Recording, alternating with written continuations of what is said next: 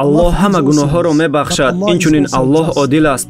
Аллоҳ ҳеҷ гоҳ намебахшад он гуноҳеро ки нисбати як бандаи дигар амалӣ шуда бошад. Аллоҳ ба ман ин гуноҳро намебахшад. чаро?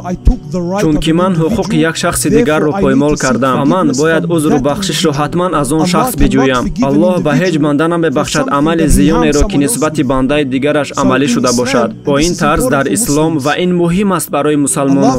Аллоҳ мебахшад гуноҳонеро ки байни ту ва Аллоҳ аст. Аллоҳ ҳар чӣ бихоҳад ҳамонро мекунад, лек Аллоҳ одил аст.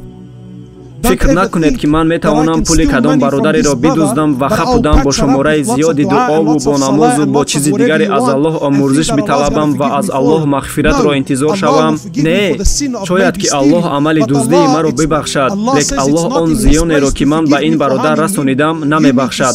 Ман бояд ки аз он бародар узр талаб намоям. Инак аз нуқтаи назари ислом, бале Аллоҳ ҳама гуноҳҳоро мебахшад, аммо на он гуноҳонеро ки нисбати дигар одамон амалӣ шудаанд. Ҳамаи мо бояд аз ҳамдигар узрхоҳӣ кунем ва ҳар он чизе ки байни мо ва Аллоҳи бузургу тавон аст, Аллоҳ метавонад биомӯрзад.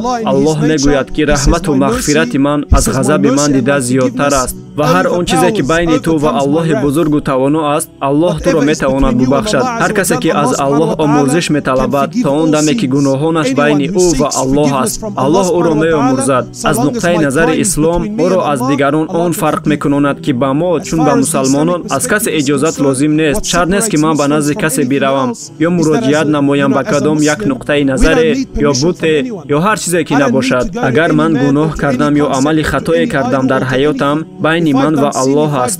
Дар ҳар куҷо ва дар ҳар вазъияте ки набошам, ҳар касе ки набошам, ман ба Аллоҳ муроҷиат мекунам. Дастонамро бардошта аз ӯ омӯрзиш металабам, зеро Аллоҳ гуфтааст ки ӯ тамоми гуноҳонро меомӯрзад.